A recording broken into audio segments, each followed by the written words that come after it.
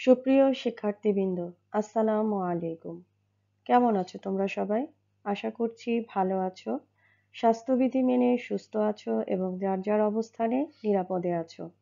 তোমরা সবাই জানো ডিসেম্বর মাস হচ্ছে বিজয়ের মাস। বিজয়ের এই মাসে মহান শহীদদের প্রতি শ্রদ্ধা ও সম্মান জানিয়ে দুনিয়া বিশ্ববিদ্যালয় কলেজ কর্তৃক আয়োজিত অনলাইন ক্লাসে দূরে কাছে বিশেষ করে দুনিয়া বিশ্ববিদ্যালয় কলেজের শিক্ষার্থীবৃন্দ, তোমাদের সকলকে আমার অনলাইন ক্লাসে স্বাগতম। তোমাদের অনেক দিন ধরেই অনলাইন ক্লাস এর কার্যক্রম চলছে, তো আশা করছি শিক্ষাদানের এই পদ্ধতিতে তোমরা নিজেদেরকে অনেকটাই মানিয়ে নিয়েছো। ব্যবসায় সংগঠন ও ব্যবস্থাপনা কোর্সটির পাঠদানে তোমাদের সাথে আছি আমি শাহানা পারভীন, প্রভাষক ব্যবস্থাপনা বিভাগ, দনিয়া বিশ্ববিদ্যালয় কলেজ, ঢাকা। আজ আমি উচ্চ মাধ্যমিক দ্বাদশ শ্রেণী ব্যবসায় শিক্ষা বিভাগের ব্যবসায় সংগঠন ও ব্যবস্থাপনা প্রথম পত্রের অষ্টম অধ্যায়, যার বিষয়বস্তু হচ্ছে ব্যবসায়ের আইনগত দিক অথবা আমরা বলতে পারি লিগ্যাল এসপেক্টস অফ বিজনেস নিয়ে আলোচনা করব। আর তোমরা সবাই জানো যে ব্যবসায় সংগঠন ও ব্যবস্থাপনা কোর্সটির প্রথম পত্রটি বিষয় কোড হচ্ছে 277। এই চ্যাপ্টার থেকে আমরা যে প্রশ্নগুলো পড়ব, প্রশ্নগুলো এক নজরে দেখে নিই। আমরা প্রথম যে প্রশ্নটি নিয়ে আলোচনা করব সেটি হচ্ছে ব্যবসায় আইনগত দিক এর সংজ্ঞা, definition of legal এসপেক্টস of business. 2 নম্বর যে প্রশ্নটি আমরা আলোচনা করব সেটি হচ্ছে পেটেন্টের ধারণা, কনসেপ্ট অফ পেটেন্ট।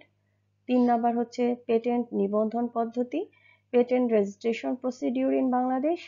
4 নম্বর প্রশ্নটি হচ্ছে ট্রেডমার্কের ধারণা, কনসেপ্ট অফ ট্রেডমার্ক। 5 নম্বর যে প্রশ্নটি সেটি হচ্ছে কপিরাইটের ধারণা, কনসেপ্ট অফ কপিরাইট। 6 নম্বর প্রশ্নটি হচ্ছে কপিরাইট ভঙ্গ বা লঙ্ঘন ধারণা পরিণতি, consequence of the breach of copyright.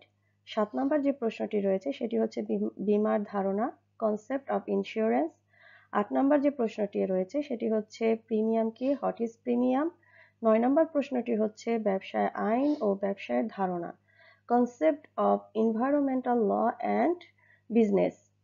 10 নম্বর প্রশ্নটি হচ্ছে আইএসও সম্পর্কে ধারণা, কনসেপ্ট অফ আইএসও।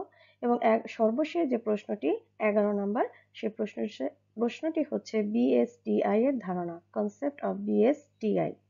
তো চলো আমরা পর্যায়ক্রমিক ভাবে প্রশ্নগুলো নিয়ে আলোচনা করি।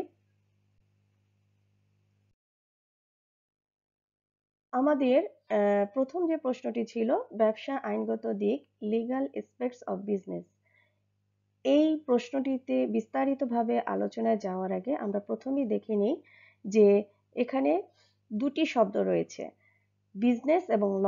এই দুটি বলতে আমরা কি বুঝি? ব্যবসায় বলতে তোমরা আগেই জানো যে ব্যবসা কি, কাকে বলে, তারপর আমি তোমাদের আবার একটু মনে করিয়ে দিচ্ছি। ব্যবসা হচ্ছে মুনাফা অর্জনের উদ্দেশ্যে মানুষের যে কোনো বৈধ অর্থনৈতিক যে কাজ রয়েছে এই অ্যাক্টিভিটিস গুলোকেই বলা হয় ব্যবসায়। এবার আমরা চলে যাব ল কি।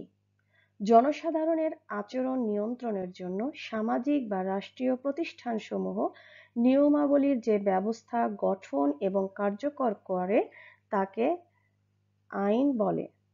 তাহলে এটা হচ্ছে কি সুনির্দিষ্ট রুলস রেগুলেশন, যেটা সামাজিক বা রাষ্ট্রীয় প্রতিষ্ঠানসমূহ নিয়মাবলীর যে ব্যবস্থা গঠন করে এবং সেগুলো কি করে প্র্যাকটিক্যালি অ্যাপ্লাই করে, এটাকে আমরা বলবো আইন। এখন এই দুইটি বিষয়কে যখন আমরা একত্রিত করব তাহলে আমরা কি পাই? বিজনেস ল। তাহলে আমরা বিজনেস ল বলতে কি বুঝি এটা একটু দেখে নিই। ব্যবসায় পরিচালনার জন্য যে সকল নিয়ম কানুন বিধিবিধান মেনে চলা হয় তাকে ব্যবসায় আইন বলে। তাহলে যেহেতু ব্যবসা ফ্যাকাল্টির স্টুডেন্ট তোমরা, সেহেতু আমাদের সামগ্রিক বিষয়বস্তু সবকিছুই আলোচনা হবে ব্যবসার দৃষ্টিপাতে। তাহলে দেখো, ব্যবসায় কর্মকাণ্ড পরিচালনার জন্য আমরা যে সকল নিয়ম কানুন বিধিবিধান মেনে চলবো সেটাই হচ্ছে কি বিজনেস ল। এবার আমরা চলে যাই আমাদের যে শিক্ষণফলের প্রথম যে প্রশ্নটি ছিল সেটা ছিল কি ব্যবসায়ের আইনগত দিক, লিগ্যাল এসপেক্টস অফ বিজনেস। বৈধতার সাথে ব্যবসায় কার্যক্রম পরিচালনার বিভিন্ন আইন মেনে চলা প্রয়োজন। এ সকল আইন মিলিয়ে ব্যবসায়ের যে আইনগত দিক ফুটে ওঠে তাকেই ব্যবসায়ের আইনগত দিক বলে। তাহলে আমরা যে ব্যবসা বাণিজ্য করব, এই ব্যবসা বাণিজ্য কিসের মাধ্যমে পরিচালনা করব? আইনের যে বিধিবিধান রয়েছে, এই আইনের যে বিধিবিধান অনুযায়ী আমরা যে ব্যবসায়িক কর্মকাণ্ড পরিচালনা করব, তার যে দিকগুলো ফুটে উঠবে, এই দিকগুলোকেই বলা হবে ব্যবসায়ের আইনগত দিক। দেখো, এই চ্যাপ্টারে 3টি ইম্পর্টেন্ট টপিকস হচ্ছে প্যাটেন্ট, ট্রেডমার্ক এবং কপিরাইট, যেটা তোমরা স্ক্রিনে দেখতে পাচ্ছ। এই 3টি বিষয় নিয়ে আমরা আলাদা আলাদাভাবে বিস্তারিতভাবে আলোচনা করব। প্রথমেই আমাদের আলোচনার বিষয় হচ্ছে কি? প্যাটেন্ট। আমরা চলো প্যাটেন্ট নিয়ে আলোচনা করি। প্যাটেন্টের ধারণা, কনসেপ্ট অফ প্যাটেন্ট। তাহলে প্রথমে আমরা সংজ্ঞাটা দেখি। প্যাটেন্ট হলো নতুন আবিষ্কৃত বস্তুর উপর আবিষ্কারকের এমন একছত্র আবিষ্কার যার বলে এটি তৈরি, উন্নয়ন, ব্যবহার ও বিক্রয়ের তিনি একক অধিকার ভোগ করেন। তোমাদের জ্ঞানমূলক প্রশ্নের জন্য অথবা অনুধাবনের প্রশ্নের জন্য পেটেন্ট কি, কাকে বলে? তাহলে এখান থেকে আমরা কি লিখব? নতুন আবিষ্কৃত বস্তুর উপর আবিষ্কারক যিনি এটি আবিষ্কার করেছেন বা বস্তুটি যিনি আবিষ্কার করেছেন তার একছত্র আবিষ্কার যার ফলে এটি তৈরি, উন্নয়ন, ব্যবহার এবং বিক্রয়ের সম্পূর্ণ অধিকার যিনি আবিষ্কার করেছেন তার থাকবে এই প্যাটেন্ট আইনের মাধ্যমে। এরপরে আমরা চলে যাই, এই প্যাটেন্ট যে আমরা করব, কেন করব, এর উদ্দেশ্যটা কি? নতুন প্রযুক্তি ও শিল্পের উন্নয়নে আবিষ্কারককে উৎসাহ প্রদান করা। অর্থাৎ এখানে আমরা বুঝতে পারছি পেটেন্ট আইনের মাধ্যমে যারা নতুনভাবে বা নিউ কামার নতুনভাবে কিছু আবিষ্কার করতে যাচ্ছেন বা নতুন কোনো প্রযুক্তি বা শিল্প উন্নয়ন করতে চাচ্ছেন, তারা যাতে উৎসাহ পায় সেজন্যই আমরা কি করে থাকি? প্যাটেন্ট আইনটা ব্যবহার করে থাকি। এবার আমরা চলে যাই বাংলাদেশের প্রেক্ষাপটে যে প্যাটেন্ট আইনটি রয়েছে, সেই প্যাটেন্ট আইনটা কিরকমের। বাংলাদেশের প্যাটেন্ট আইন, প্যাটেন্ট ল অফ বাংলাদেশ। বাংলাদেশে 1911 সালের প্যাটেন্ট ও ডিজাইন আইন প্রচলিত রয়েছে। প্যাটেন্ট সনদের সময়কাল 16 বছর পর্যন্ত। তাহলে দেখো, আমরা এখানে তোমাদের খুবই ইম্পর্টেন্ট দুটি প্রশ্ন রয়েছে, জ্ঞানমূলক অনুধাবন এবং এমসিকিউর জন্য। যেমন বাংলাদেশের পেটেন্ট আইন কত সালের, তারপরে পেটেন্ট আইনের সময়কাল কত বছর পর্যন্ত। তাহলে যখন আমরা কোনো বিষয়ের জন্য প্যাটেন্ট করব, সেটা কত বছর পর্যন্ত বলবৎ থাকবে? 16 বছর পর্যন্ত। তো চলো আমরা প্যাটেন্টের কিছু ছবি দেখি। তোমরা স্ক্রিনে দেখতে পাচ্ছ যে কোনো আবিষ্কারক হয়তো গাড়ি আবিষ্কার করেছেন, অথবা মোটরসাইকেল আবিষ্কার করেছেন, অথবা রোবট আবিষ্কার করেছেন। এই ধরনের যে বিষয়বস্তুগুলো রয়েছে, সেক্ষেত্রে আমরা প্যাটেন্ট আইনটা প্রয়োগ করে থাকি। তাহলে আশা করি সুপ্রিয় শিক্ষার্থীবৃন্দ তোমরা বুঝতে পেরেছো। এবার আমরা চলে যাব, প্যাটেন্ট সনদ পাওয়ার উপযোগী হতে হলে তাতে নিম্নের 4টি উপাদান থাকা আবশ্যক। আমরা যে প্যাটেন্ট আইনটা করব, সেই প্যাটেন্ট আইনটা যখন আমরা প্যাটেন্ট আইনের সহায়তা পেতে যাব, তাহলে সেখানে অবশ্যই প্যাটেন্টের মধ্যে 4টি উপাদান থাকতে হবে। এই 4টি উপাদান যদি তার মধ্যে থাকে, তাহলেই আমরা কি পাবো? প্যাটেন্ট সনদ, অর্থাৎ প্যাটেন্ট যে সার্টিফিকেট রয়েছে, সেই সার্টিফিকেটটা আমরা পাওয়ার উপযোগী হব। তাহলে দেখি কি কি বিষয়গুলো থাকতে হবে। প্রথমে যে বিষয়টা থাকতে হবে সেটা হচ্ছে আবিষ্কারটি অবশ্যই নতুন হতে হবে, অর্থাৎ এটি পূর্বে আবিষ্কৃত কোনো বিষয়ের অংশ হতে পারবে না। আমরা যে বিষয়বস্তুটির জন্য প্যাটেন্ট আইনটা গ্রহণ করব, সেই প্যাটেন্টের যে বিষয়বস্তুগুলো রয়েছে সেটা অবশ্যই কি হতে হবে? নতুন হতে হবে, এবং পূর্বে আবিষ্কৃত কোনো বিষয়ের অংশ হতে পারবে না। হয়তো এই বিষয়টা সম্পর্কে কেউ পূর্বে কি করেছে, প্যাটেন্ট করেছে, সেক্ষেত্রে সে ওই বিষয়বস্তুটা যদি আমরা নিজেদের বলে চালিয়ে দেই, সেক্ষেত্রে কিন্তু আমরা প্যাটেন্ট সনদ পাবো না। 2 নাম্বার যে বিষয়টি থাকা প্রয়োজন সেটি হচ্ছে এরূপ নতুন উদ্ভাবিত বিষয়টি অবশ্যই আবিষ্কারযোগ্য ও অকল্পনীয় সৃজনশীল ধারণার ফল হতে হবে এবং ধারণাগতভাবে তা একক ও অনন্য হবে। তাহলে আমরা কি জানলাম এখানে? নতুন উদ্ভাবিত বিষয়টি অবশ্যই আবিষ্কারযোগ্য হতে হবে এবং অকল্পনীয় সৃজনশীল ধারণার ফল হতে হবে। 3 নম্বর যে বিষয়টি থাকতে হবে প্যাটেন্ট সনদ পাওয়ার জন্য, সেটি হচ্ছে আবিষ্কারের অবশ্যই শিল্প উপযোগিতা থাকতে হবে। একে উৎপাদনের কাজে ব্যবহার এবং বাণিজ্যিক উদ্দেশ্যে কাজে লাগানো হবে। তাহলে শিল্প উপযোগিতা বলতে কি বুঝি? আমরা যে আবিষ্কার করবো সেটা অবশ্যই শিল্পে ব্যবহার যোগ্য হতে হবে এবং এটি উৎপাদনের কাজে ব্যবহার করতে পারবো, এবং বাণিজ্যিক উদ্দেশ্য আমরা এই বিষয়টি বা যেটি আমরা আবিষ্কার করবো সেটা আমরা কাজে লাগাতে পারবো।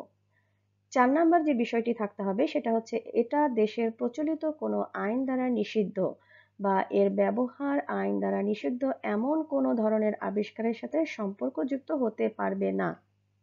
তাহলে এখান থেকে আমরা কি বুঝলাম যে আমরা প্যাটেন্ট সনদ পাওয়ার ক্ষেত্রে এমন কোনো কিছু আবিষ্কার করব না যেটা আমাদের দেশের প্রচলিত আইন দ্বারা কি রয়েছে, নিষিদ্ধ রয়েছে। এবং এই আইনটা অবশ্যই কি হতে হবে, বাংলাদেশের আইন অনুযায়ী সেটা গ্রহণযোগ্য হতে হবে। তাহলে এই 4টি বিষয় যদি কোনো প্যাটেন্টের ক্ষেত্রে প্রযোজ্য থাকে বা থাকে, এই প্যাটেন্টের ক্ষেত্রে থাকে, সেক্ষেত্রে আমরা প্যাটেন্ট সনদ পাবো। তাহলে এই ছিল আমাদের বইয়ের ভাষা। যদি আমরা বিষয়টা একটু প্র্যাকটিক্যালি দেখি তাহলে কি আসে বিষয়টা আমরা একটু দেখে নিই। তোমাদের এখানে আমি আরেকটু বলে রাখছি যে কোনো বিষয় যখন আমরা বইয়ের পড়ার পাশাপাশি যখন আমরা প্র্যাকটিক্যালি দেখব তখন কিন্তু আমাদের বিষয়টা বেশি মনে থাকে। তাহলে আমরা চলে যাই প্র্যাকটিক্যালি এই পেটেন্ট বলতে কি বোঝায়। What is a patent? By patentprojects.net. A patent is a legal certificate which gives you the right to protect your invention for up to 20 years in specific territories. Patents can be granted for products, devices, and systems, compositions, processes, methods, and uses, but not for mere ideas, like a time machine. Patentable inventions are new and not obvious, and solve a technical problem. With patents you can exclude others from making, using, selling or importing your invention. You can use patents to add value to your business, enhance your brand image, and negotiate financing. Patents can also be licensed or sold. To apply for a patent, seek professional advice. এবার আমরা চলে যাব patent registration procedure in Bangladesh. বাংলাদেশের প্রেক্ষাপটে আমরা যদি patent registration করতে চাই তাহলে আমাদের সিস্টেম বা পদ্ধতিগত ভাবে আগাতে হবে। তাহলে এই প্রসিডিউর বা সিস্টেম বা পদ্ধতিটা কিরকমের সেটা আমরা একটু দেখে নিই। দেখো, পেটেন্ট নিবন্ধন পদ্ধতি আমাদের শিক্ষণফলে 3 নম্বর যে প্রশ্নটি ছিল সেটি ছিল কি পেটেন্ট নিবন্ধন পদ্ধতি, patent registration procedure in Bangladesh. প্রথমেই দেখো আমাদের যে কাজটি করতে হবে সেটি হচ্ছে কি আবেদন পেশ করা, সাবমিশন অফ অ্যাপ্লিকেশন। পেটেন্ট নিবন্ধনের জন্য নির্ধারিত ফর্মে ও নির্ধারিত পদ্ধতিতে ফি সমেত পেটেন্ট নিবন্ধকের কার্যালয়ে আবেদন জমা দিতে হবে। যৌথ আবেদনের ক্ষেত্রে প্রথম আবিষ্কারককে তার উল্লেখ করতে হবে। অন্য কেউ আবেদন করলে এরূপ আবেদন দাখিলের পক্ষে আবিষ্কারক বা তাদের পক্ষ থেকে যথাযথ অনুমোদন আবেদনের সাথে সংযুক্ত করতে হবে। তাহলে কি করতে হবে, যে আমরা যদি প্যাটেন্ট নিবন্ধন করতে চাই তাহলে আমাদের প্রথমে কি করতে হবে, নির্ধারিত ফর্মে এবং নির্ধারিত ফি দিয়ে নিবন্ধকের যে কার্যালয় রয়েছে বা অফিস রয়েছে সেখানে আবেদনপত্র জমা দিতে হবে। এবং আরেকটি এখানে কথা উল্লেখ আছে, সেটি হচ্ছে প্রথম আবিষ্কারক কে। তুমি যে বিষয়বস্তুর জন্য প্যাটেন্ট নিবন্ধন করতে চাচ্ছ সেক্ষেত্রে প্রথম আবিষ্কারক কে তার উল্লেখ করতে হবে। আর অন্য কেউ আবেদন করলে এরূপ আবেদন দাখিলের পক্ষে আবিষ্কারক বা তাদের পক্ষ থেকে যথ অনুমোদন আবেদনের সাথে সংযুক্ত করতে হবে। খ নাম্বার, এরপরে আমাদের করণীয় কাজটি হচ্ছে আবিষ্কারের প্রকৃত বর্ণনা, description of the nature of innovation. আবিষ্কারক সম্পূর্ণ অবস্থায় পেটেন্টের জন্য আবেদন করা হলে আবিষ্কারকের প্রকৃতি এবং যে পদ্ধতিতে করা হয়েছে ওই পদ্ধতি বিস্তারিত বর্ণনা দিতে হবে। অর্থাৎ এখানে আমরা যেটা বুঝতে পারলাম সেটা হচ্ছে কি, যে বিষয়বস্তু আবিষ্কার করা হয়েছে সেই বিষয়বস্তুর প্রকৃতি বা নেচার কিরকম বা কোন পদ্ধতি বা প্রসিডিউরে সেটি আবিষ্কার করা হয়েছে সেটি অবশ্যই বিস্তারিত বর্ণনা দিতে হবে। এক্ষেত্রে ডিজাইন বা ড্রয়িং ও নিবন্ধক চাইতে পারেন। অসম্পূর্ণ আবিষ্কারের ক্ষেত্রে প্যাটেন্টের জন্য আবেদন করা যায়। যে কোনো একটা বিষয়ের জন্য তুমি প্যাটেন্ট করতে চাচ্ছ, সেটা তুমি কমপ্লিটলি কি করতে পারো না, এখন পর্যন্ত আবিষ্কার করতে পারো না, অসম্পূর্ণ রয়ে গেছে, সেক্ষেত্রেও কিন্তু তুমি কি করতে পারবা, প্যাটেন্টের জন্য আবেদন করতে পারবা।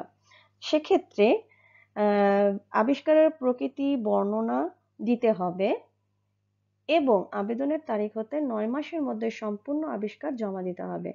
যদি কোনো অসম্পূর্ণ বিষয়বস্তুর জন্য আমরা পেটেন্ট করতে চাই, তাহলে সেক্ষেত্রে কি করতে হবে, আলাদা আলাদা বিবৃতি দিতে হবে এবং আবেদনের তারিখ হতে 9 মাসের মধ্যে সম্পূর্ণ বিষয়বস্তুটি আমাদের কি করতে হবে, আবিষ্কার করে জমা দিতে হবে। তাহলে আমাদের দ্বিতীয় করণীয় কাজটি হচ্ছে এটা। গ নাম্বারে আমাদের অর্থাৎ তৃতীয় যে কাজটি করতে হবে সেটি হচ্ছে কি, আবেদনপত্র আবিষ্কার পরীক্ষা করা। Examining the application and innovation.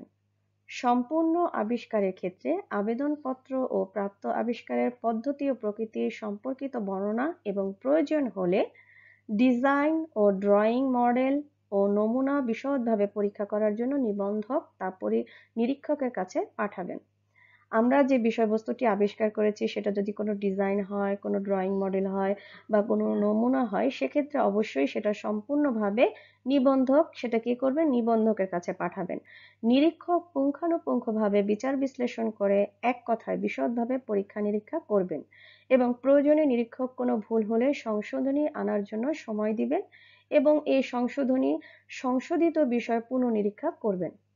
যদি দেখেন যে একজন নিরীক্ষক যে তুমি যে ড্রয়িং অথবা যে ডিজাইন পাঠিয়েছো বা পেটেন্টের জন্য যে বিষয়বস্তু পাঠিয়েছো, সেক্ষেত্রে যদি নিরীক্ষক দেখেন যে না কোথাও কোনো ভুল আছে, সেক্ষেত্রে কি করবে, নিরীক্ষক সেই ভুলটা আইডেন্টিফাই করে সেটা সংশোধনী আনার জন্য সময় দিবেন এবং এই সংশোধনী সে কি করবেন, যখনই নিয়ে আসা হবে তখন নিরীক্ষক পুনরায় আবার সেটা নিরীক্ষা করবেন। এরপরে 4 নম্বরে আবেদনপত্র গ্রহণ, অ্যাকসেপ্টিং অ্যাপ্লিকেশন। পরীক্ষার পর আবেদনপত্র গ্রহণযোগ্য হলে নিবন্ধক উক্ত বিষয়ের আবেদনকারীকে বিজ্ঞপ্তি দিবেন এবং পত্রিকায় বিজ্ঞাপন প্রদান করবেন। কারো যদি কোনো অভিযোগ থাকে তবে সে তা উত্থাপন করতে আবেদনপত্র, বিষয়বস্তু, পদ্ধতিগত বর্ণনা, ডিজাইন, মডেল ইত্যাদি যতটা প্রযোজ্য পরিদর্শনের নিমিত্তে খোলা রাখার ব্যবস্থা করবেন। এক্ষেত্রে কি আছে যে এটি কি করা হবে, পত্রিকায় বিজ্ঞাপন দেওয়া হবে। এক্ষেত্রে কেউ যদি এখানে কোনো অভিযোগ করতে চায় বা কোনো বিষয় সম্পর্কে বা পদ্ধতিগত কোনো বর্ণনা দিতে চায়, একেবারে পুরোপুরিভাবে সেটা কি করা হবে, পরিদর্শনের জন্য খোলা রাখা হবে, অর্থাৎ এটা উন্মুক্ত থাকবে। যদি কেউ কমপ্লেন করতে চায় বা এই বিষয়বস্তু সম্পর্কে যদি কারো কোনো অভিযোগ থাকে, সেক্ষেত্রে এটা করা যাবে। এরপরে কি হচ্ছে, প্যাটেন্ট বা নিবন্ধন পত্র প্রদান, issuing patent or registration letter. উপরে উল্লেখিত 4টি বিষয়ের কোনো প্রকার সমস্যা না হলে, সবকিছু ঠিক থাকলে নিবন্ধক তার অফিসের সিলমোহর করা প্যাটেন্ট সনদ গ্রহীতাকে প্রদান করেন। আমরা এই পঞ্চম স্টেপে আসার ক্ষেত্রে প্রথমে যে আমরা 4টি ধাপ শেষ করে এসেছি, এই 4টি ধাপ যদি কোনো প্রকার ভুল না থাকে, সেক্ষেত্রে কি করা হবে, নিবন্ধক তার অফিসে যে সিলমোহর আছে সেই সিলমোহর করা একটা প্যাটেন্ট সনদ যিনি গ্রহীতা রয়েছে তাকে প্রদান করবেন। এই সনদ এর আবিষ্কারক সমগ্র বাংলাদেশে তার আবিষ্কার তৈরি, বিক্রয়, ব্যবহার এবং অন্যকে এইরূপ করার লাইসেন্স প্রদানের একছত্র অধিকার প্রদান করবেন। অর্থাৎ যখনই একজন গ্রহীতা কি করবে, প্যাটেন্ট সনদ পেয়ে যাবে, তখনই সে কি হবে, সমগ্র বাংলাদেশের মধ্যে তার যে আবিষ্কার, তার বিক্রয়, ব্যবহার সম্পূর্ণ অধিকার একছত্র তারই থাকবে। এরূপ প্যাটেন্ট শুধুমাত্র একটি আবিষ্কারের জন্যই প্রদত্ত হবে এবং পেটেন্ট তারিখ থেকে তার 16 বছর পর্যন্ত সীমাবদ্ধ থাকবে। তাহলে তোমাদের এখানে একটা জ্ঞানমূলক এমসিকিউর প্রশ্নের জন্য কিন্তু খুবই ইম্পর্টেন্ট যে যখন একজন গ্রহীতাকে প্যাটেন্ট সনদ দেওয়া হয়, তখন সে কি করবে, একটি আবিষ্কারের জন্যই কিন্তু কি করবে, এই প্যাটেন্ট সনদটা সে ব্যবহার করতে পারবে এবং প্যাটেন্ট সনদটা যেদিন থেকে সে পাবে তার সেদিন থেকে শুরু করে 16 বছর পর্যন্ত তার সময়সীমা নির্দিষ্ট করা থাকবে। তো স্ক্রিনে তোমরা দেখতে পাচ্ছ প্যাটেন্ট সার্টিফিকেটটা অ্যাজ ইউজুয়াল এরকমেরই হয়ে থাকে। তো একজন পেটেন্ট গ্রহীতা যখন প্যাটেন্ট সার্টিফিকেট পাবে, সেটা এরকম ভাবেই এরকম স্টাইলই হয়ে থাকবে। এবার আমরা পড়ব ট্রেডমার্ক। তাহলে আমাদের শিখন ফলের 4 নম্বর প্রশ্নটি ছিল ট্রেডমার্কের ধারণা, কনসেপ্ট অফ ট্রেডমার্ক। তাহলে আমরা সংজ্ঞা পড়ি তোমাদের জ্ঞানমূলক অনুধাবনের প্রশ্নের জন্য। ট্রেডমার্ক হলো পণ্য বা ব্যবসায়ের এমন কোনো স্বতন্ত্র সূচক, বৈশিষ্ট্য, চিহ্ন, প্রতীক বা যা সকলের নিকট ব্যবসায় বা পণ্যকে সহজে পরিচিত করে তোলে এবং এর মালিকের তা ব্যবহারের একছত্র অধিকার নির্দেশ করে। তাহলে ট্রেডমার্ক সম্পর্কে আমরা কি জানলাম, যে ট্রেডমার্ক হচ্ছে কতগুলো স্বতন্ত্র সূচক, বৈশিষ্ট্য, চিহ্ন, প্রতীক যা সকলের নিকট ব্যবসায়ীকে, যেমন তোমরা যখন আমরা ইউনিলিভারের কোনো প্রোডাক্ট ইউজ করি তখন কিন্তু দেখবা যে প্রোডাক্টের পিছনে তোমার কি থাকে, একটা ইউ এর মতো একটা চিহ্ন দেওয়া থাকে, যেটা কি করে অন্যান্য প্রোডাক্ট থেকে এটা যে ইউনিলিভারের প্রোডাক্ট সেটা আমরা খুব সহজে আইডেন্টিফাই করতে পারি। তাহলে এরকম কিছু চিহ্ন থাকবে, কোনো প্রতীক থাকবে যেটা সকলকে কি করবে, ওই বিষয়টা সম্পর্কে খুব সহজে একটা ধারণা দিবে এবং অন্যান্য যে পণ্য আছে সেটা থেকে এটাকে পৃথক করবে। তাহলে আমরা দেখি বাংলাদেশে প্রচলিত ট্রেডমার্ক আইন সম্পর্কে একটু দেখি কি বলা আছে ট্রেডমার্ক আইনে। বাংলাদেশে প্রচলিত 2009 সালের ট্রেডমার্ক আইনে মার্ক বলতে কোনো ডিজাইন, ডিভাইস, ব্র্যান্ড, শিরোনাম, হেডিং, লেবেল, টিকেট, নাম, স্বাক্ষর, শব্দ, প্রতীক, সংখ্যা, সংখ্যাযুক্ত উপাদান, রঙের সমন্বয় বা এগুলোর যে কোনো রূপ সমন্বয়কে বোঝায়। তাহলে এই বিষয়গুলো সাধারণত কি আছে, এই জিনিসগুলো দিয়ে আমরা একটি প্রতিষ্ঠানের থেকে অন্যটি যে প্রতিষ্ঠানের যে পণ্য বা প্রোডাক্টগুলো রয়েছে সেগুলো আমরা খুব সহজে আইডেন্টিফাই করতে পারি। তাহলে এবার আমরা দেখি যে ট্রেডমার্কের উদ্দেশ্যটা কি, কেন আমরা ট্রেডমার্ক করে থাকি, ব্যবহার করে থাকি। এর মূল উদ্দেশ্য হলো অন্য পণ্য বা প্রতিষ্ঠান থেকে এর স্বতন্ত্রতা বা ভিন্নতা। তাহলে আমরা কি করতে পারি, এই ট্রেডমার্কের মাধ্যমে খুব সহজেই আমরা কি করতে পারি, একটি প্রতিষ্ঠানের পণ্য থেকে অন্য প্রতিষ্ঠানের পণ্যের যে পৃথকতা রয়েছে বা স্বতন্ত্রতা বা ভিন্নতা রয়েছে সেটা আমরা সহজে আইডেন্টিফাই বা রিয়েলাইজ করতে পারি। এবার আমরা চলে যাব ট্রেডমার্ক আইন, ট্রেডমার্ক ল। 1857 সালে সর্বপ্রথম ফ্রান্সে এই লক্ষ্যে আইন পাশ হয়। তোমাদের জ্ঞানমূলক তারপরে এমসিকিউ প্রশ্নের জন্য যে কত সালে এই আইন পাশ হয়, কোথায় পাশ হয়।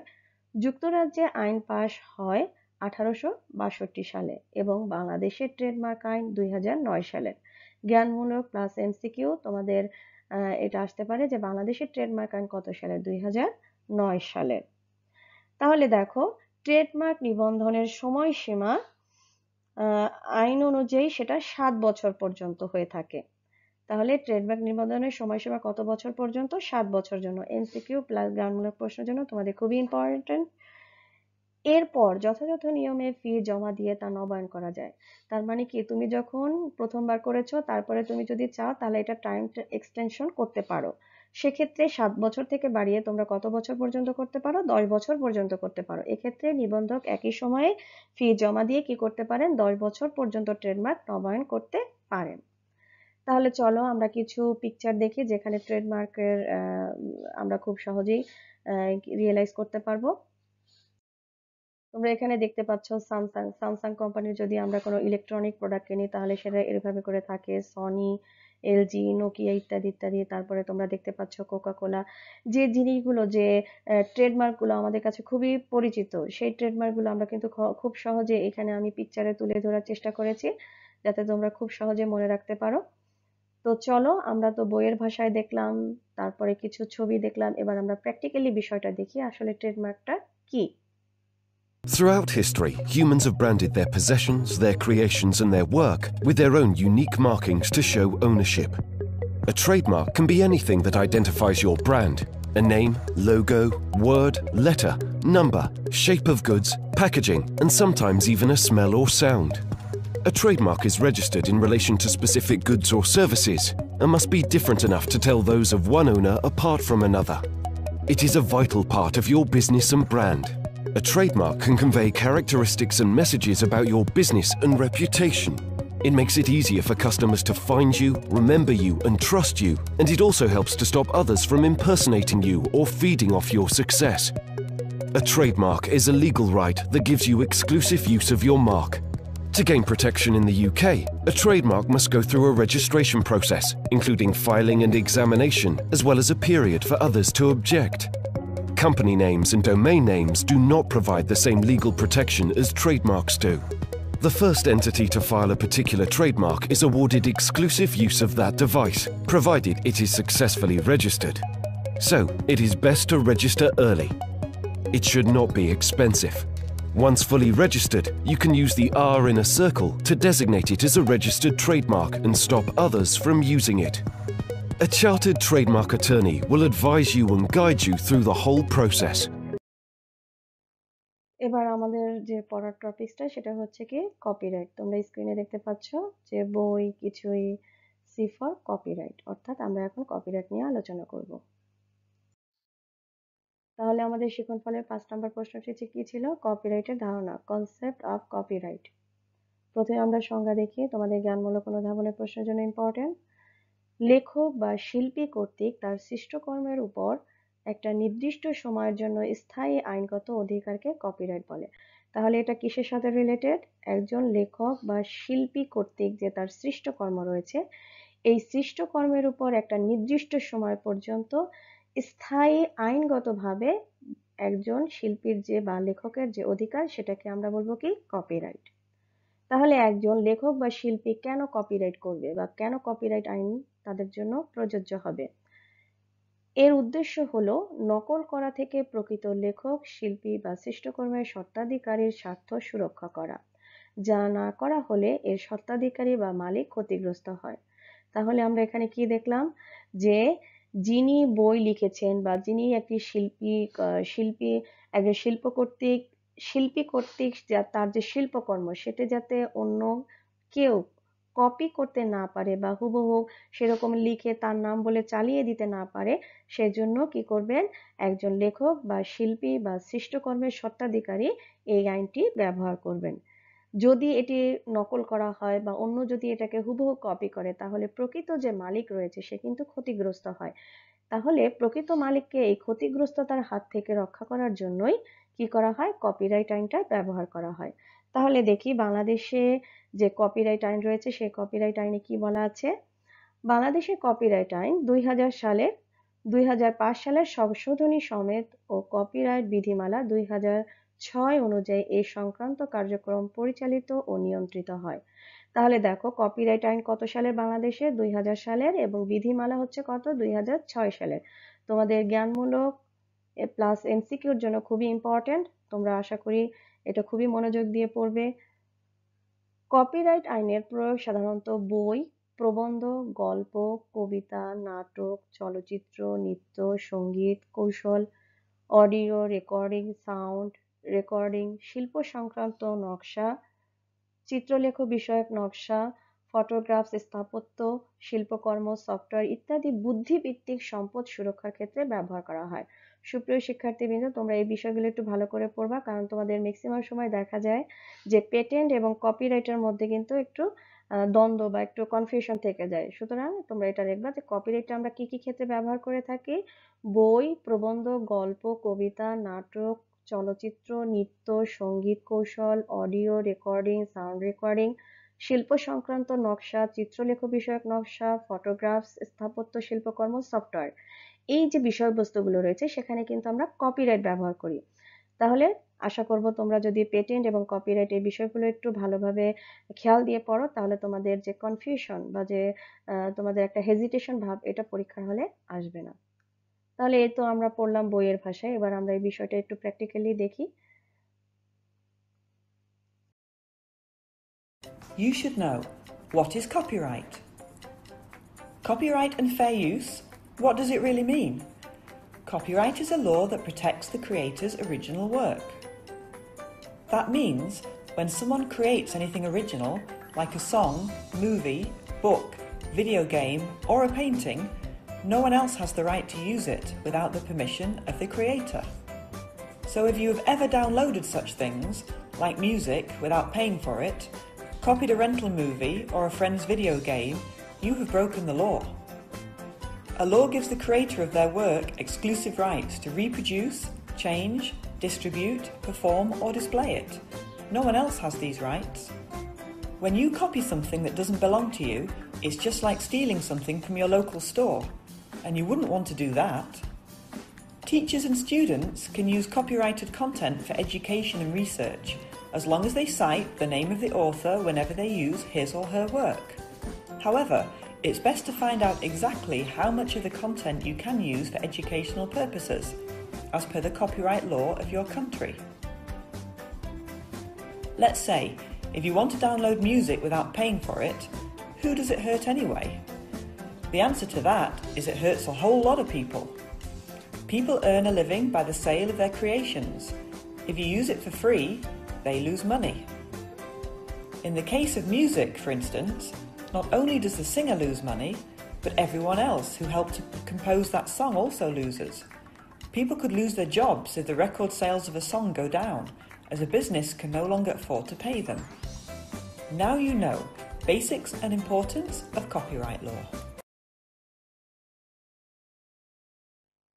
এবার আমরা যেটা প্রশ্নটি নিয়ে আলোচনা করব সেটা হচ্ছে কপিরাইট ভঙ্গ বা লঙ্ঘন পরিণতি।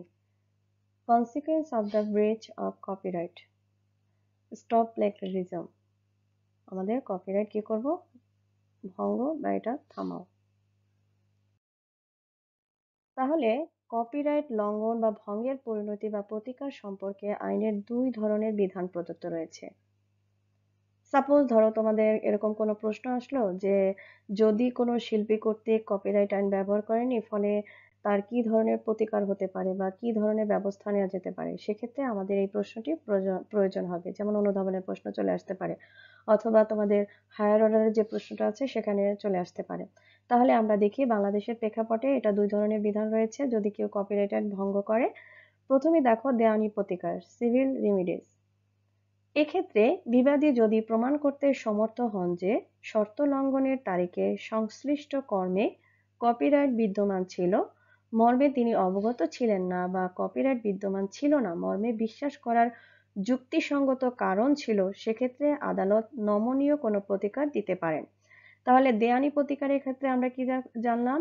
যদি কেউ কপিরাইট আইন ভঙ্গ করে সেক্ষেত্রে আদালত কি করবে? নমনীয় কোনো প্রতিকার দিতে পারে, যদি সেটা কি করতে পারে, এই মর্মে তিনি অবগত ছিলেন না যে এই বিষয়টা সম্পর্কে, যে বিষয়টা তিনি কপিরাইট করেছেন সেই বিষয়টাতে কোনো কি ছিল না, তিনি অবগত ছিলেন না যে এটা কপিরাইট বিদ্যমান ছিল। আর একটা বিষয় হচ্ছে কি, যদি তিনি আদালতে এটা বিশ্বাস করতে পারেন বা যুক্তিসঙ্গত বলে প্রমাণ করতে পারেন যে কপিরাইট বিদ্যমান ছিল না এই বিষয়টি, তাহলে সেক্ষেত্রে আদালত তাকে নমনীয় কোনো প্রতিকার দিতে পারেন, দেওয়ানি প্রতিকার। এবার আমরা চলে যাব ফৌজদারি যে প্রতিকার রয়েছে, ক্রিমিনাল রেমিডিস। যে ব্যক্তি চলচ্চিত্র রেখে কোনো কর্মের কপিরাইট ইচ্ছাকৃতভাবে লঙ্ঘন করেন তাহলে প্রথমবার কমপক্ষে 6 মাস কারাদণ্ড এবং কমপক্ষে 50,000 ও সর্বোচ্চ 2 লক্ষ টাকা অর্থদণ্ডে দণ্ডনীয় হবেন। তাহলে দেখো, চলচ্চিত্র ব্যতিরেকে যদি কেউ কপিরাইট ইচ্ছাকৃতভাবে প্রথমবার ভঙ্গ করে তাকে তাহলে কি করা হবে? 6 মাসের কারাদণ্ড দেওয়া হবে এবং সর্বনিম্ন 50,000 টাকা এবং সর্বোচ্চ 2 লক্ষ টাকা অর্থদণ্ডে দণ্ডনীয় হবে। এটা হলো প্রথমবারের ক্ষেত্রে। তোমাদের এটা জ্ঞানমূলক এবং এমসিকিউর জন্য খুবই ইম্পর্টেন্ট, সবাই একটু মনোযোগ দিয়ে শুনবে। দ্বিতীয়বার যদি সে কোনো অপরাধ করে তাহলে কি হচ্ছে? দ্বিতীয় বা পরবর্তী অপরাধের ক্ষেত্রে প্রতিকার সর্বোচ্চ 3 বছর ও সর্বনিম্ন 6 মাসের কারাদণ্ড এবং সর্বোচ্চ 3 লক্ষ ও সর্বনিম্ন 1 লক্ষ টাকা অর্থদণ্ডে দণ্ডনীয় হবে। দেখো, প্রথমবার পড়েছি আমরা কি? 6 মাস কারাদণ্ড। দ্বিতীয়বার অপরাধ করলে কি হচ্ছে? 3 বছর এবং সর্বনিম্ন 6 মাসের কারাদণ্ড। এবং প্রথমবার যদি অপরাধ করে তাহলে কমপক্ষে 50,000 টাকা, সর্বোচ্চ 2 লক্ষ টাকা। যদি সে দ্বিতীয়বার অপরাধ করে তাহলে সর্বোচ্চ 3 লক্ষ টাকা এবং সর্বনিম্ন 1 লক্ষ টাকা অর্থদণ্ডে দণ্ডনীয় হবেন। তবে চলচ্চিত্র কপিরাইট বা এতদ সংশ্লিষ্ট আইনে বর্ণিত অন্য কোনো অধিকার ইচ্ছাকৃতভাবে লঙ্ঘন করলে বা সেক্ষেত্রে কাউকে সহায়তা করলে সর্বোচ্চ 5 বছর এবং কমপক্ষে 1 বছর মেয়াদে কারাদণ্ড এবং কম্পিউটার প্রোগ্রামের লঙ্ঘিত কপির অনুলিপি করে প্রকাশ, বিক্রয় বা বিতরণ করলে অনূর্ধ্ব 4 বছর কারাদণ্ড এবং অনুন্নত 6 মাসের কারাদণ্ড দেওয়া হবে এবং অনূর্ধ্ব 4 লক্ষ টাকা এবং ন্যূনতম কত হচ্ছে? 1 লক্ষ টাকা অর্থদণ্ডে দণ্ডনীয় হবে। তাহলে এটা হচ্ছে কি, যদি কেউ ইচ্ছাকৃতভাবে কোনো কপিরাইট আইন ভঙ্গ করে, কিসের ক্ষেত্রে? চলচ্চিত্র কপিরাইটের ক্ষেত্রে, তাহলে তাকে কি করা হবে? এই পানিশমেন্টগুলো এবং এই অর্থে তাদেরকে দণ্ডনীয় করা হবে। তাহলে তোমরা এটা একটু ভালো করে মনোযোগ দিয়ে পড়বে, কারণ এমসিকিউর জন্য এবং জ্ঞানমূলকের জন্য খুবই ইম্পর্টেন্ট। এবার আমরা যে প্রশ্নটি নিয়ে আলোচনা করব সেটি হচ্ছে ইন্স্যুরেন্স। তোমরা দেখতে পাচ্ছ স্ক্রিনে ইন্স্যুরেন্সের আমি একটা ছবি দিয়েছি। তাহলে আমরা দেখি আমাদের শিক্ষণফলে 7 নম্বরের প্রশ্ন ছিল বীমার ধারণা, কনসেপ্ট অফ ইন্স্যুরেন্স। তোমাদের জ্ঞানমূলক অনুধাবনের প্রশ্নের জন্য মানুষের জীবন ও সম্পত্তিকে ঘিরে যে ঝুঁকি ও অনিশ্চয়তা বিদ্যমান তার বিপক্ষে আর্থিক প্রতিরক্ষা ব্যবস্থাই হলো বীমা। তাহলে আমরা কি জানলাম? মানুষের জীবন এবং সম্পত্তিকে ঘিরে যে আমাদের ঝুঁকি রয়েছে, যে অনিশ্চয়তা বা আনসার্টেনিটি রয়েছে, সেগুলোর বিপক্ষে আমরা যে আর্থিক প্রতিরক্ষা বা যে একটা প্রতিষ্ঠান থেকে যে আর্থিক সহায়তা পেতে পারি, এই আর্থিক সহায়তাটাই হচ্ছে কি বীমা বা ইন্স্যুরেন্স। তাহলে আমরা বীমা আমাদের জীবন বা সম্পত্তির জন্য কেন করবো, এর উদ্দেশ্যটা কি দেখি। জীবন ও সম্পত্তিকে ঘিরে যে ঝুঁকি অনিশ্চয়তা বিদ্যমান তার বিপক্ষে আর্থিক ক্ষতিপূরণ দেওয়াটাই হচ্ছে কি এই যে ইন্স্যুরেন্স প্রতিষ্ঠানের কাজ। এবং আমরা এর জন্যই কি করে থাকি, ইন্স্যুরেন্স প্রতিষ্ঠানের সাথে ইন্স্যুরেন্স করে থাকি। তাহলে বাংলাদেশের বীমা আইনটা দেখি একটু কি আছে। ইন্স্যুরেন্স ল অফ বাংলাদেশ, বাংলাদেশে 2010 সালের বীমা আইন অনুযায়ী এরূপ ব্যবসায় পরিচালিত ও নিয়ন্ত্রিত হয়। তাহলে বাংলাদেশে যারা ইন্স্যুরেন্স কোম্পানিগুলো যে তাদের যে ব্যবসায়িক কর্মকাণ্ড পরিচালনা করে থাকে সেটা কত সালের বীমা আইন অনুযায়ী? 2010 সালের।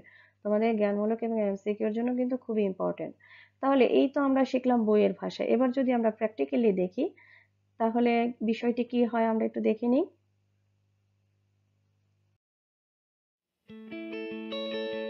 What is insurance and why have it? Life's full of surprises. Your friend suddenly has a spare ticket to see your favorite band. That couple whom you think will never get engaged actually do.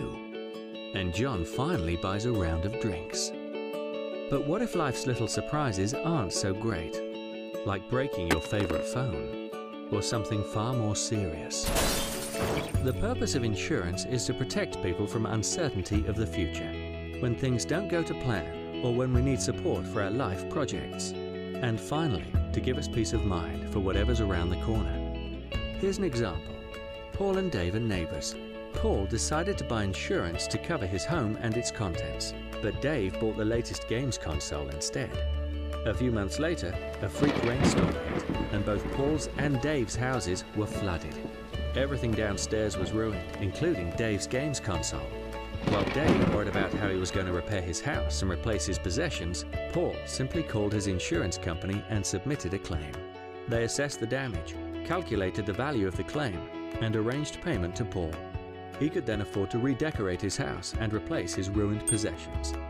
Here's another example.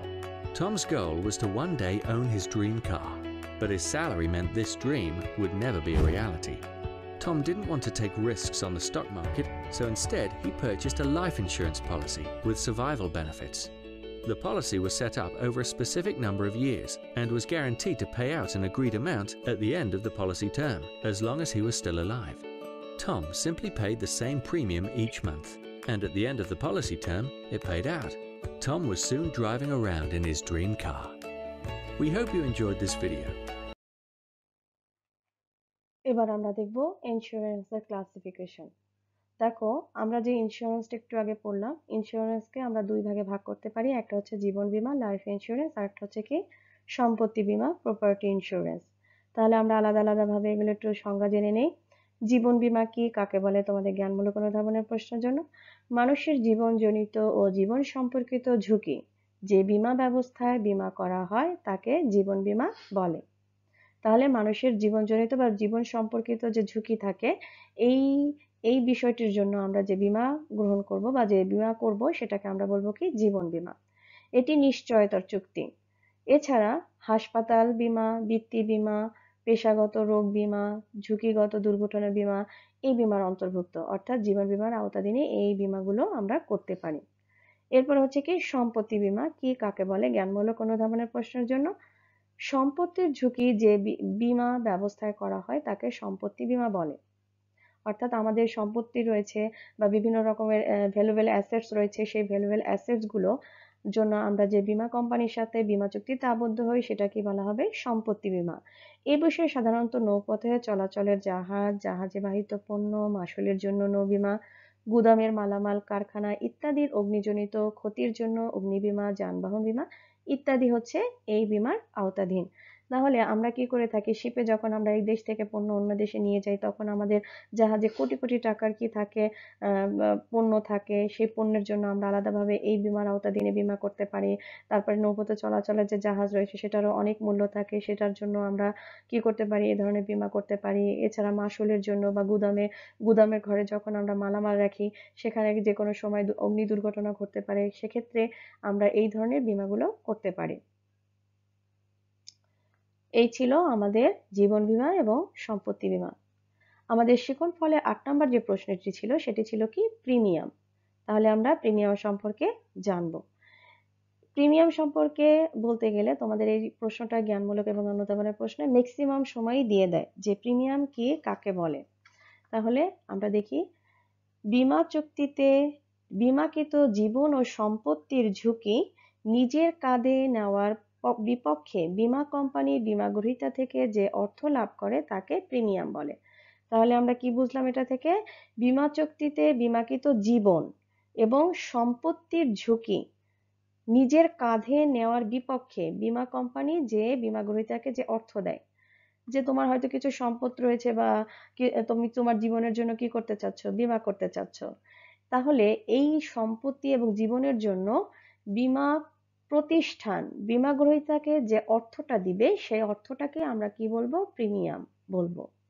তাহলে এই প্রিমিয়ামের এই বিষয়টি আমরা একটু practically দেখি। Do you know what a health plan premium is? Can you explain that? You know how you pay your car insurance bill every month? Yeah. Well, if you didn't, you'd be driving at your own risk because your car insurance company won't keep covering you if you don't pay your bill. I wouldn't want to do that with my health. Keep paying your premium on time and your account will stay in good standing. সুপ্রিয় শিক্ষার্থীবৃন্দ, আশা করি তোমরা premium সম্পর্কে ধারণা পেয়ে গেছো। এবার আমরা স্ক্রিনে দুটি ছবি দেখতে পাচ্ছি। দেখো, এনভায়রনমেন্টাল ল অ্যান্ড বিজনেস। দেখো, আমরা যে প্রথম ছবিটি দেখতে পাচ্ছি এটা হচ্ছে কি, সুচলা সফলা শস্য শ্যামলা।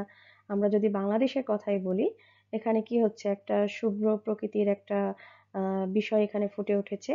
এবং দ্বিতীয় যে ছবিটি দেখতে পাচ্ছ, এখানে সাধারণত লয়াররা যখন ই করে, হাইকোর্ট বা জজ করে, যে জজ একজন যে ইটা ব্যবহার করে, সংকেতটা ব্যবহার করে, এটাই হচ্ছে কি সেটার একটা প্রতীক।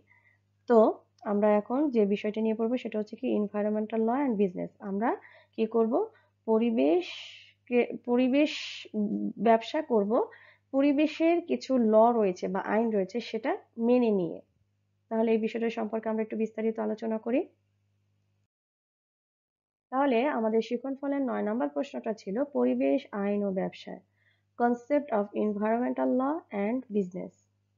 তাহলে আমরা পরিবেশ আইনটা কি এবং ব্যবসায়টা কি এটা একটু জানি।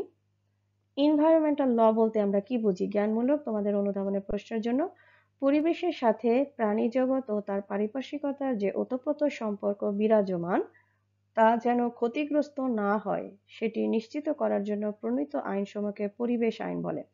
অর্থাৎ পরিবেশের সাথে কিন্তু প্রাণী জগৎ বা যে তার পারিপার্শ্বিক যে বিষয়বস্তুগুলো রয়েছে এগুলোর সাথে কিন্তু একটা কি রয়েছে, কানেকশন রয়েছে। সুতরাং এই যে প্রাণী জগতের সাথে তার যে পারিপার্শ্বিকতার যে একটা সম্পর্ক, এই সম্পর্ক যাতে ক্ষতিগ্রস্ত না হয় সেটা নিশ্চিত করার জন্য কি রয়েছে, কিছু আইন প্রণীত রয়েছে। আর এই প্রণীত আইনসমূহকে বলা হয় পরিবেশ আইন। এরপরে হচ্ছে কি বিজনেস, মানুষের জীবিকার একটা গুরুত্বপূর্ণ উপায় হলো ব্যবসা। তাহলে দেখো, পরিবেশ আইন ও ব্যবসায় কিভাবে আমরা ব্যবসা করতে গেলে এই পরিবেশকে সঠিকভাবে বা আমাদের যে আইন রয়েছে সেই আইন অনুযায়ী আমরা আমাদের ব্যবসায়িক কর্মকাণ্ডগুলো পরিচালনা করব। দেখো কি বলা আছে, মানুষ তার জীবিকা নির্বাহের জন্য পরিবেশকে ব্যাপকভাবে প্রভাবিত করছে। যেমন গাছ কেটে ইটের ভাটায় জ্বালানির যোগান দিতে এতে বন ও গাছগাছালি কমে যাওয়ায় পরিবেশ ক্ষতিগ্রস্ত হচ্ছে। অন্যদিকে ইটের ভাটায় ধোঁয়া বায়ু দূষণ করছে। এভাবে করেই ব্যবসায়িক কর্মকাণ্ডের জন্য আমাদের শব্দ, পানি, বায়ু, মাটি ইত্যাদি দূষিত হচ্ছে। এর ফলে আমাদের প্রাকৃতিক ভারসাম্য নষ্ট হচ্ছে, আর আমাদের বসবাসের উপযোগী পরিবেশ সুরক্ষার জন্যই বাংলাদেশ পরিবেশ সংরক্ষণ আইন প্রণীত হয়েছে। তোমাদের অনুধাবনের প্রশ্নের জন্য আসতে পারে যে বাংলাদেশ পরিবেশ সংরক্ষণ আইন কেন প্রণীত হয়েছে, ব্যাখ্যা করো। তাহলে আমরা কি বলবো যে আমরা কি করছি, ব্যবসায়িক কর্মকাণ্ড পরিচালনা করছি। যেমন তোমাদের এখানে বলা আছে, যেমন ইটের ভাটায়, তোমরা জানো যে ইটের ভাটায় প্রচুর পরিমাণে জ্বালানির জন্য গাছ লাগে। এই গাছগুলো আমরা কি করে থাকি, বন থেকে কেটে নিয়ে আসি। ফলে বনের কি হচ্ছে, বন বা গাছগাছালি কমে যায়, পরিবেশ আমাদের ক্ষতিগ্রস্ত হচ্ছে।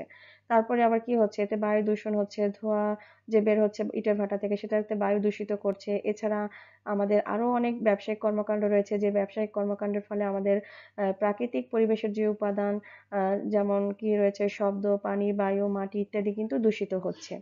তাহলে এই যে দূষণ, এই দূষণটা যদি বেশি পরিমাণে হয়ে থাকে তাহলে আমাদের বেঁচে থাকাটাই অনেক কঠিন হয়ে যাবে। সুতরাং এই জন্যই কিন্তু কি হয়েছে, আমাদের পরিবেশ সংরক্ষণ আইন প্রণীত হয়েছে। যারা ব্যবসায়িক কর্মকাণ্ডের সাথে জড়িত রয়েছে তারা ব্যবসায়িক কর্মকাণ্ড পরিচালনা করবে, কিন্তু এই পরিবেশ সংরক্ষণ আইন মেনে চলে। সুপ্রিয় শিক্ষার্থীবৃন্দ, তোমরা স্ক্রিনে ছবি দেখতে পাচ্ছ। দেখো, আমরা যে পরিবেশ যখন কি থাকে, স্বাভাবিক একটা সুন্দর পরিবেশ থাকে, তখন কিন্তু এই অবস্থা বিরাজ করে। যখন আমরা ব্যবসায়িক কর্মকাণ্ডের ফলে আমাদের পরিবেশ যখন দূষিত হয় তখন কিন্তু এই অবস্থা বিরাজ করে। তাহলে এই অবস্থা যাতে বিরাজ না করে সেজন্যই কিন্তু আমরা পরিবেশ সংরক্ষণ আইন প্রণীত হয়েছে। তারপরে দেখো, ক্লাইমেট চেঞ্জ হয়ে যাওয়ার কারণে কি হচ্ছে, দেখো গাছের এই পাশটা তোমরা লক্ষ্য করো এবং এই পাশটা দেখো। তারপরে এখানে দেখো 3 নাম্বার যে পিকচারটা রয়েছে সেখানে তোমাদের কি রয়েছে, এখানে দেখো আমাদের পরিবেশের ভারসাম্য যখন বজায় থাকে তখন প্রাকৃতিক পরিবেশটা দেখতে কিরকম লাগে, এবং যখন সেটা দূষিত অবস্থায় হয়ে যায় বা দূষিত হয়ে যায় তখন এটার অবস্থা কি হয় সেটা আমরা খুব সহজেই রিয়েলাইজ করতে পারছি। তাহলে বাংলাদেশ পরিবেশ আইনটা কি, দেখো 1995 সাল এর সংরক্ষণ বিধিমালা 1997 সাল বহাল রয়েছে। শব্দ দূষণ বিধিমালা 2006 এবং ইট পোড়ানো নিয়ন্ত্রণ বিধিমালা 2004 বাংলাদেশে প্রচলিত রয়েছে। এছাড়া জাতীয় পরিবেশ নীতি, জাতীয় পানি নীতি, জাতীয় বন নীতি, জাতীয় ভূমি ব্যবহারের নীতি ইত্যাদি আইনও বাংলাদেশে প্রচলিত রয়েছে। আচ্ছা, তোমাদের এখানে 4টা সাল তোমরা দেখতে পাচ্ছ। এই সালগুলো খুবই ইম্পর্টেন্ট তোমাদের জ্ঞানমূলক প্লাস এমসিকিউর জন্য। তোমরা এগুলো মনোযোগ দিয়ে পড়বে, প্রয়োজনে মুখস্থ করবে। এবার দেখো স্ক্রিনে আমরা যে ছবিটা দেখতে পাচ্ছি এখানে লেখা আছে কি আইএসও। এবার আমরা আইএসও নিয়ে জানবো। আমাদের শিখন ফলে 10 নম্বর যে প্রশ্নটা ছিল সেটা ছিল কি আইএসও সম্পর্কে ধারণা, কনসেপ্ট অফ আইএসও। তাহলে তোমাদের জ্ঞানমূলক অনুধাবন প্রশ্নের জন্য খুবই ইম্পর্টেন্ট। একটি প্রতিষ্ঠান কতটা মানসম্পন্ন পণ্য বা সেবা সরবরাহ করে এবং তাদের ব্যবস্থার মান কেমন বিষয়ে মান সনদ প্রদানকারী আন্তর্জাতিক যে সংস্থা সেটাকে বলা হয় কি ISO.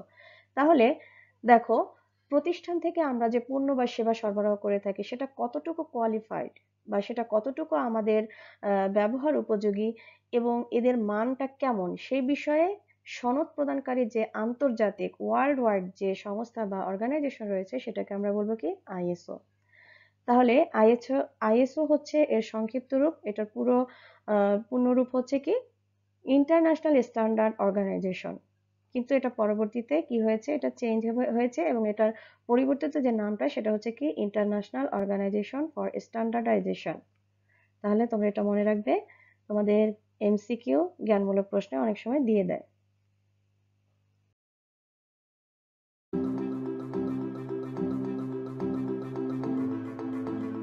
You and I and millions of people like us worldwide agree that social responsibility is needed to safeguard our future.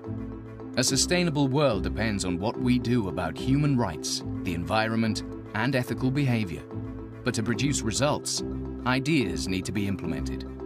The ISO International Standard ISO 26000 helps turn great ideas into effective actions. When it comes to social responsibility, confidence has a nickname that's recognized worldwide. Now you know it too. It's ISO. তো তোমরা practically দেখতে পেলে ISO আসলে কি, আশা করি তোমরা বুঝতে পেরেছো। এবার আমরা দেখব আইএসওর ইতিহাসটা কি। আইএসও সর্বপ্রথম সুইজারল্যান্ডের জেনেভায় 1947 সালে প্রতিষ্ঠিত হয়। 1987 সালে আইএসও 9000 নামে একটা মান নির্দিষ্ট করে তা অর্জনের যোগ্যতা ও গুণাবলী নির্দিষ্ট করে সংশ্লিষ্ট দলিলাদি প্রস্তুত ও প্রকাশ করা হয়। তাহলে তোমাদের এই যে প্রথম লাইনটা, সেখানে কিন্তু তোমাদের জ্ঞানমূলক প্রশ্ন, এমসিকিউ প্লাস জ্ঞানমূলক প্রশ্নের জন্য খুবই ইম্পর্টেন্ট। এরপরে দেখো, যেমন আইএসও 9001, 2, 3, 4 ইদানিং 2014 নামে আরেকটি নতুন সনদ চালু হয়েছে। তাহলে সংক্ষিপ্ত ধারণা, আমরা এই যে আইএসও 9001, 9002, 9003, 9004 এই বিষয় সম্পর্কে একটা সংক্ষিপ্ত ধারণা নিব বা নিব, কারণ এটা তোমাদের জানা দরকার। আইএসও 9000 এর মান সনদ, এটি হলো এক সেট মানদণ্ড যার ভিত্তিতে প্রতিষ্ঠানটি পণ্য ও সেবার আন্তর্জাতিক মান নিশ্চিত করে। উহা 5টি সনদ দ্বারা গঠিত।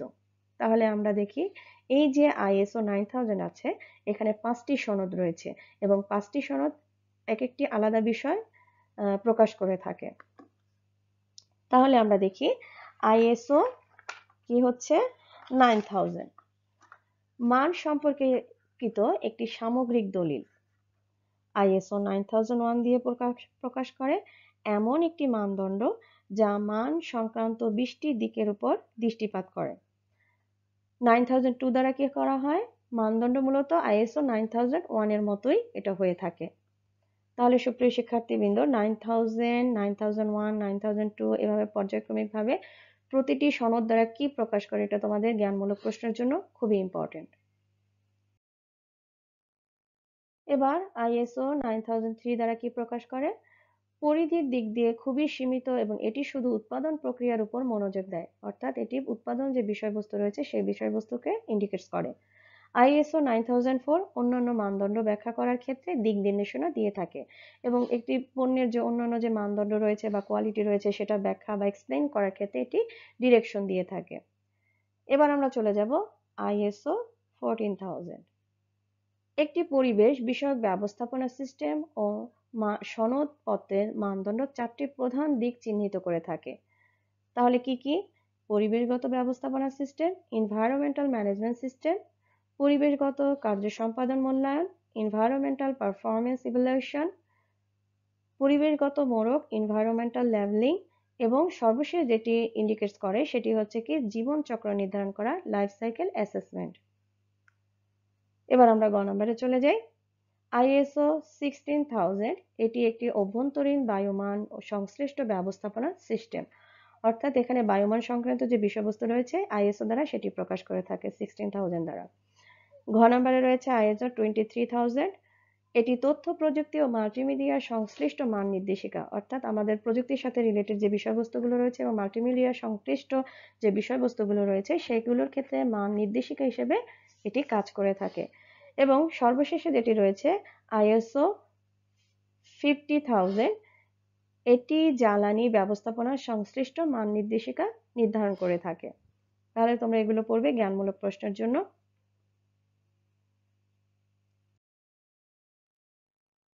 এবার স্ক্রিনে তোমরা যে ছবিটি দেখতে পাচ্ছ সেটা হচ্ছে কি বিএসটিআই। আমরা এবার বিএসটি সম্পর্কে ধারণা নিব। আমাদের শিক্ষণফলে 11 নম্বর যে প্রশ্নটি ছিল সেটি ছিল কি বিএসটিআই ধারণা, কনসেপ্ট অফ বিএসটিআই। বাংলাদেশের পণ্যের মান নির্ধারণ, পণ্য মান নিরীক্ষা ও মান নিশ্চিত করার জন্য যে সরকারি প্রতিষ্ঠান কর্মরত রয়েছে তাকে বিএসটিআই বলে। তাহলে বিএসটিআই এর আগে আমরা পড়েছিলাম কিন্তু আইএসও, সেটা ছিল কি আন্তর্জাতিক সংস্থা অর্থাৎ ওয়ার্ল্ড ওয়াইড অর্গানাইজেশন। আর এখন আমরা যেটা পড়ছি সেটা স্পেসিফিক ভাবে বাংলাদেশের পণ্যের মান নির্ধারণ করবে, অর্থাৎ বাংলাদেশের অভ্যন্তরে যে পণ্যগুলো রয়েছে সেই পণ্যের মান নির্ধারণ, পণ্য মান পরীক্ষা, মান নিশ্চিত করার জন্য সরকারি প্রতিষ্ঠান কর্মরত রয়েছে সেটাই হচ্ছে কি বিএসটিআই। তোমাদের জ্ঞানমূলক অনুধাবন প্রশ্নের জন্য খুবই ইম্পর্টেন্ট।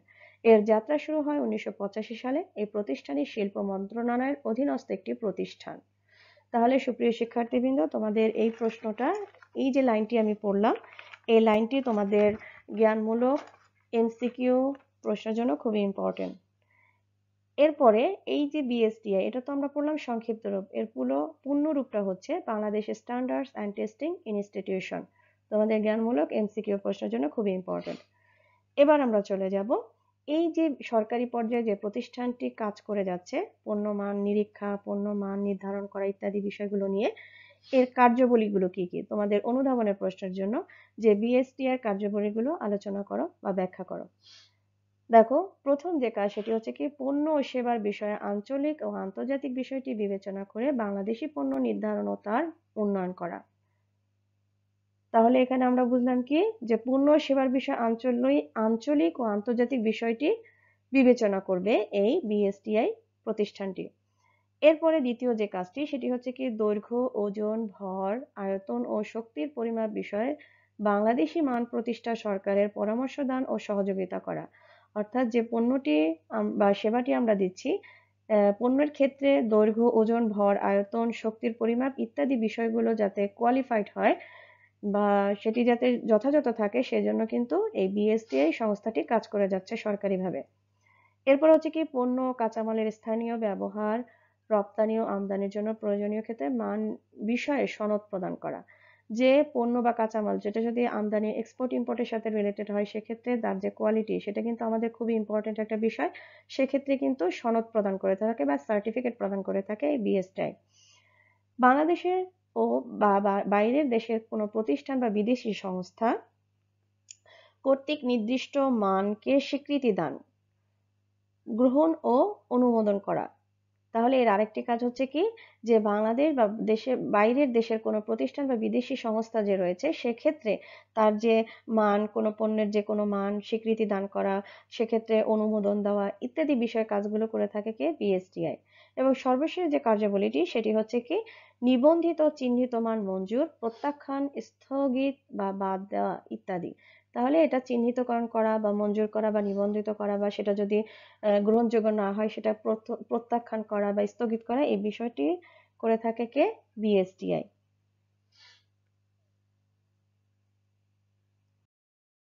সুপ্রিয় শিক্ষার্থীবৃন্দ, আমাদের এই ছিল আজকের পুরো চ্যাপ্টার, যে আমরা যে প্রশ্নগুলো সম্পর্কে কনসেপ্ট নিব সেটা। তো তোমাদের সুবিধার জন্য আমি একটা সৃজনশীল প্রশ্ন এখানে দিচ্ছি বা এটা নিয়ে আমরা আলোচনা করব যাতে তোমাদের পরীক্ষায় কি ধরনের প্রশ্ন আসতে পারে সেটা যাতে খুব সহজে তোমরা আইডেন্টিফাই করতে পারো বা খুব সহজে ধরতে পারো। তাহলে আমি উদ্দীপকটি পড়ছি, তোমরা সবাই একটু লক্ষ্য করো। মিস্টার এ দীর্ঘদিন ধরে গবেষণা করে এমন এক মোটর গাড়ি আবিষ্কার করেন যা তেলের পরিবর্তে পানির সাহায্যে চলে। তিনি তার এই আবিষ্কার বাণিজ্যিকভাবে ব্যবহারের উদ্দেশ্যে এর উপর একছত্র অধিকার লাভের জন্য সরকারের সাথে একটি চুক্তি সম্পাদন করেন।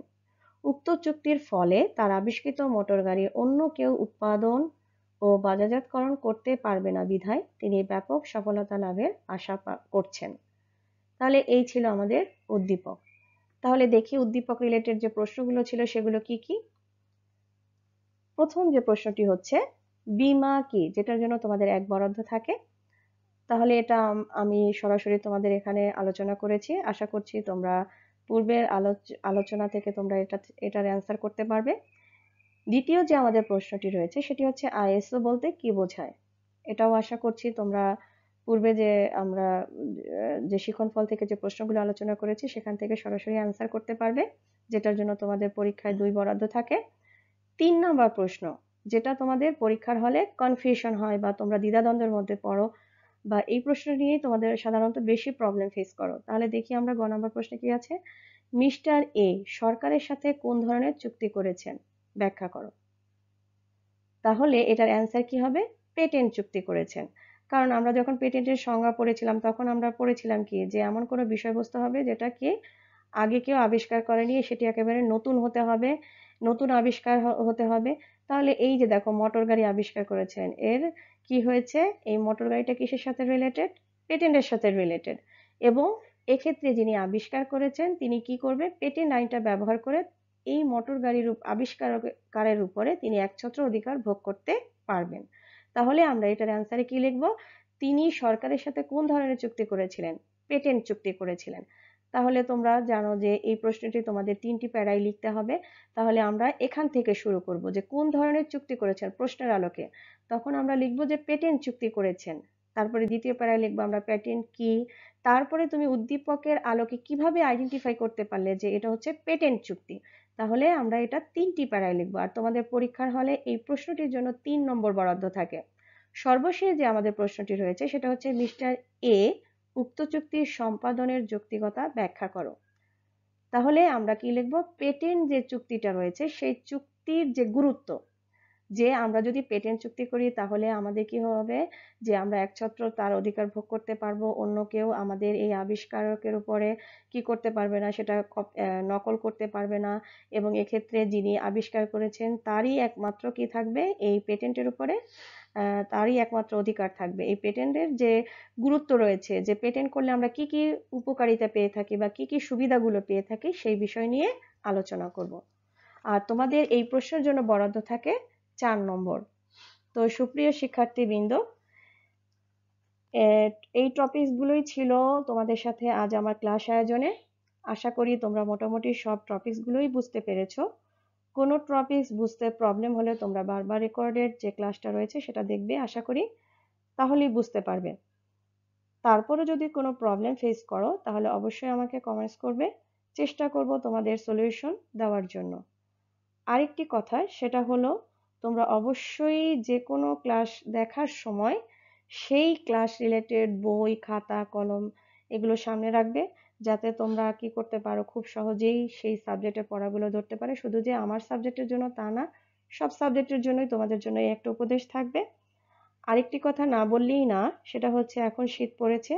এই শীতে আশা করব প্যান্ডামিকের এই সময় তোমরা বেশি নিজেদের প্রতি যত্নশীল হবে। তো আজ এই পর্যন্তই। সবাই সুস্থ থাকো, ভালো থাকো, এই প্রত্যাশায় তোমাদের সকলকে ধন্যবাদ।